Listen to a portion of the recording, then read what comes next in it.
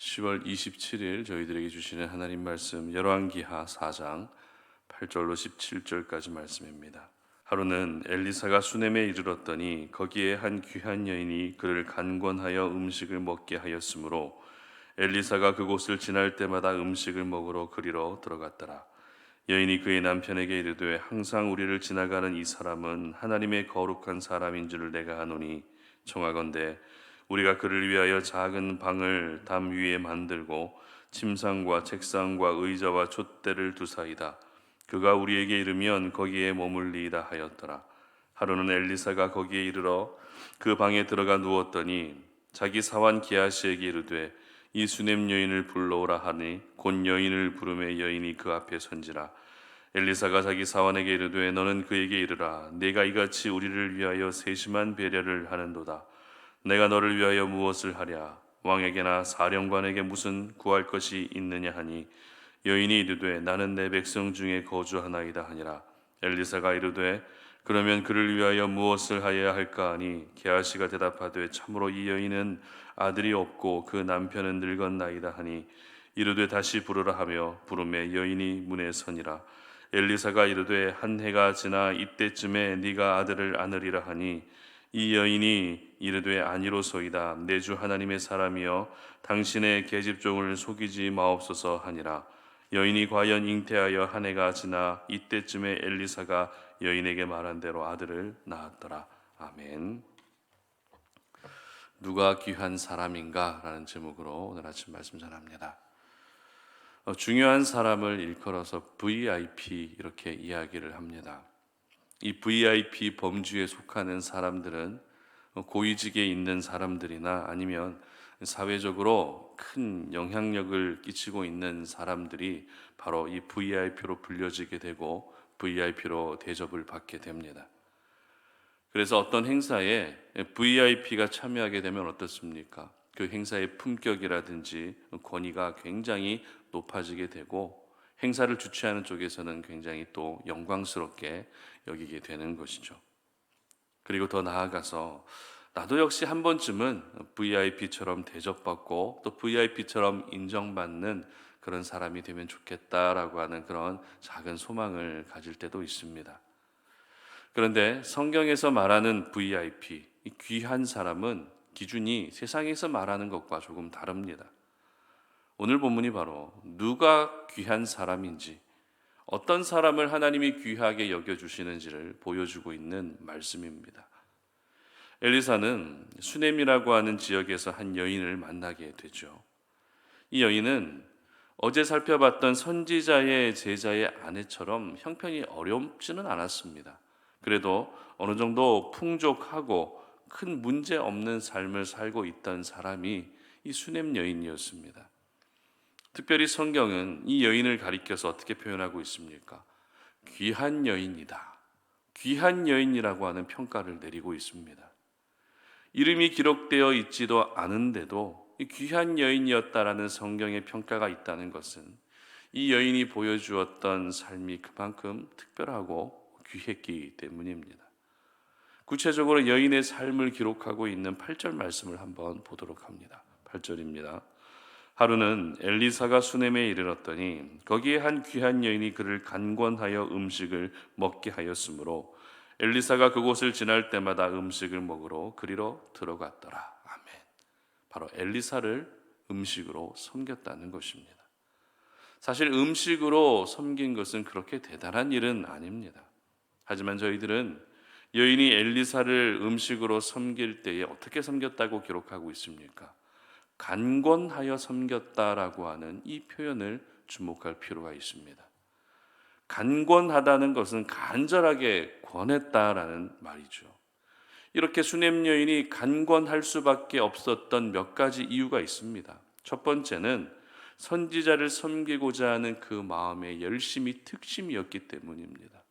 그리고 엘리사가 여인의 섬김을 거절했을 수도 있지만 그럼에도 불구하고 수넴 여인은 어떻게든지 엘리사를 섬기고 했던 그 마음이 컸다라는 것을 알 수 있습니다.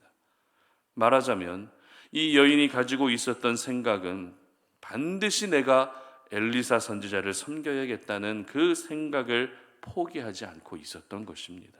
그래서 간권하여 섬길 수 있었던 것입니다. 그리고 이 여인의 섬김의 정도가 이제는 음식으로 섬기는 것에서 더 나아가 어떻습니까? 숙소를 마련해 줄 정도로 더 많은 섬김의 모습을 보여주고 있습니다. 엘리사 역시 이 여인의 섬김을 기쁨으로 받고 있었다라는 것을 알 수 있는 말씀이 있는데요. 8절 하반절을 보시면 그곳을 지날 때마다 음식을 먹으러 그리로 들어갔더라. 그리고 11절입니다.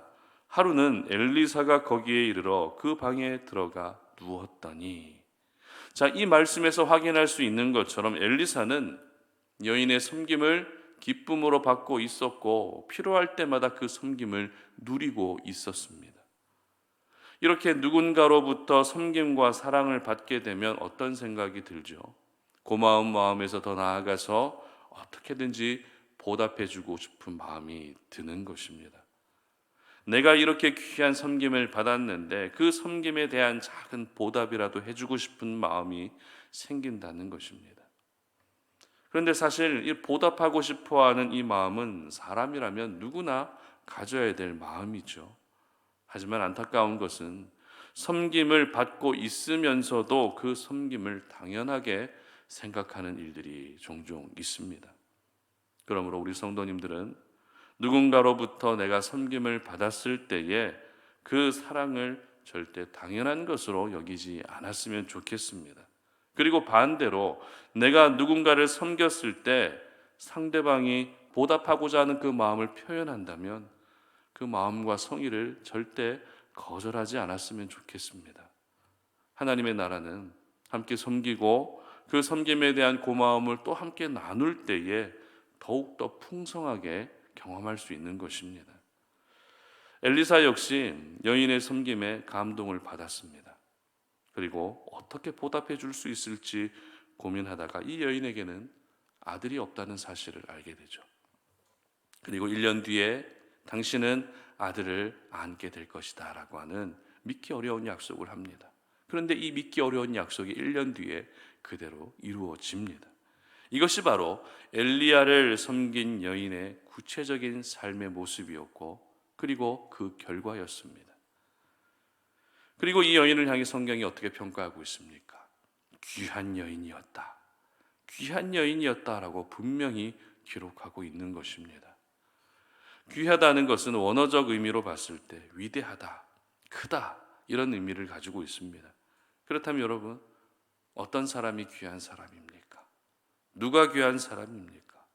어떤 사람이 하나님의 나라에서 위대하고 큰 사람입니까?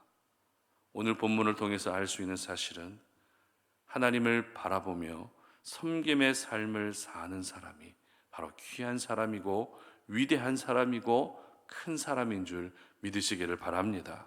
여기서 중요한 것은 단순히 섬김의 삶을 사는 것이 아닙니다. 어떻게 섬김의 삶을 살아야 한다고요?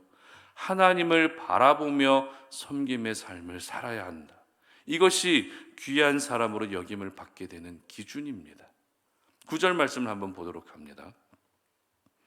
여인이 그의 남편에게 이르되 항상 우리를 지나가는 이 사람은 하나님의 거룩한 사람인 줄을 내가 아노니. 아멘. 여러분, 수넴 여인이 엘리사를 관건하여 섬긴 이유가 무엇이었습니까? 세심한 배려를 해 가면서까지 엘리사를 섬긴 이유가 무엇입니까? 엘리사가 기적의 능력을 행하는 그런 신비한 사람이기 때문이었을까요? 위대한 선지자 엘리야의 제자였기 때문에 엘리사를 섬겼을까요? 그렇지 않습니다. 수넴 여인이 엘리사를 섬긴 이유는 간단합니다. 바로 엘리사가 하나님의 거룩한 사람이라는 것을 알고 있었기 때문입니다. 수넴 여인은 엘리사를 신령하고 어떤 영적인 능력이 있는 특별한 한 사람으로 본 것이 아니라 하나님의 사람, 즉 엘리사와 함께 하시는 하나님 때문에 엘리사를 정성으로 섬길 수 있었던 것입니다. 그렇습니다. 모든 섬김의 목적은 하나님이 되어야 합니다. 하나님으로 인해 내가 섬김의 삶을 살 수 있어야 되고 하나님 때문에 섬길 수 있어야 하는 것입니다. 이것을 바꾸어 말하면 우리의 섬김의 목적이 하나님이 아니라 다른 것이 될 수도 있다는 것이죠. 어떤 분은 내 영향력을 확장시키기 위해 섬기기도 합니다. 또 어떤 분은 인정받고 칭찬받고 싶어하는 마음 때문에 섬기기도 합니다. 또 어떤 분은 내가 섬긴 것 이상으로 보답해 주기를 바라는 이 보상 심리를 가지고 섬기기도 합니다. 이처럼 저희들은 섬김의 목적이 하나님이 아니라 다른 것이 될 때가 있다는 것입니다. 섬김의 모범을 보여주신 우리 예수님도 본인의 모든 의지들을 내려놓고 오로지 하나님의 명령에 의해 섬김의 삶을 사셨습니다. 예수님이 보여주셨던 섬김의 삶은 가장 고귀한 섬김이었던 것입니다.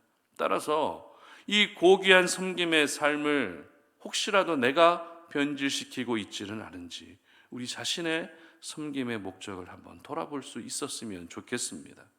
귀하다는 것은 그만큼 소중하고 그만큼 값어치가 있다는 의미죠. 다시 말해서 하나님의 나라에서 가장 소중하고 또 가장 값어치 있는 사람은 그 목적을 하나님께 두며 오늘도 섬김의 삶을 사는 사람입니다. 내가 섬겨야 할 대상인 사람을 보며 섬기면 어떻습니까? 지칠 수 있습니다. 사람을 보고 섬기게 되면 시험에 들기도 합니다. 사람을 보고 섬기게 되면 선뜻 섬김의 삶을 사는 것이 어렵습니다. 그러나 하나님을 보면 어떻습니까? 하나님을 보게 되면 섬김의 대상이 누구든지 우리는 기쁨으로 섬길 수 있게 되는 것입니다. 하나님이 기뻐하실 것을 생각하며 섬기기 때문에 내가 섬기는 그 사람의 반응 때문에 절대 시험에 들지 않는다는 것입니다. 저는 우리 성탄 노린의 모든 가족들이 이 하나님의 나라에서 가장 귀한 분들이 되셨으면 좋겠습니다. 하나님 나라에서 VIP가 바로 여러분이 되셨으면 좋겠습니다. 귀하다라고 하는 수식어는 아무에게나 붙을 수 있는 수식어가 아닙니다. 그러나 우리가 하나님을 바라보며 섬김의 삶을 살 수 있다면 수냄 여인처럼 귀한 사람이었다라고 하나님이 반드시 기억해 주실 것입니다. 그러므로 오늘 하루를 시작하는 이 시간이 여러분 모두가 하나님을 바라보며 내가 섬김의 삶을 살 수 있도록 기도하는 아침이 될 수 있었으면 좋겠습니다. 비록 작은 섬김의 삶이라 할지라도 하나님, 내가 섬기다가 지치지 않게 해달라고, 섬기다가 시험에 드는 일이 없게 해달라고 그렇게 기도할 수 있었으면 좋겠습니다. 그래서 우리 성탄 어린의 모든 가족들은 하나님 보시기에 가장 귀한 여인이었다, 가장 귀한 사람이었다라고 하는 그런 아름다운 칭찬을 들으실 수 있는 그런 하루가 되시기를 주님의 이름으로 축복합니다. 함께 기도하겠습니다. 하나님 아버지, 감사합니다. 오늘도 우리가 주의 말씀 앞에 우리의 모습을 돌아보며 누가 귀한 사람인지, 누가 하나님 나라의 VIP인지 돌아보게 됩니다. 아버지 하나님, 하나님 앞에서 귀한 사람은 세상에서 말하는 그 기준들과 전혀 다릅니다. 하나님 나라에서 귀한 사람은 바로 오늘도 사람을 보는 것이 아니라 하나님을 바라보며 섬김의 삶을 사는 것이 하나님 보시기에 귀한 사람임을 기억하오니, 하나님, 오늘도 우리가 이 땅을 살아갈 때에 내 형편과 상황은 넉넉하지 않다 할지라도 힘을 다해 하나님의 마음이 있는 곳을 향해 하나님의 사랑을 흘려보내고 섬길 수 있는 성숙한 하나님의 사람들이 될 수 있도록 도와주시옵소서. 그래서 그렇게 흘려보내고 그렇게 섬겼을 때에 그 인생 가운데 가장 필요한 은혜를 채워주시는 하나님의 은혜를 또 경험할 수 있는 저희 모두가 되게 하여 주시옵소서. 감사드리며 예수님의 이름으로 기도드립니다. 아멘.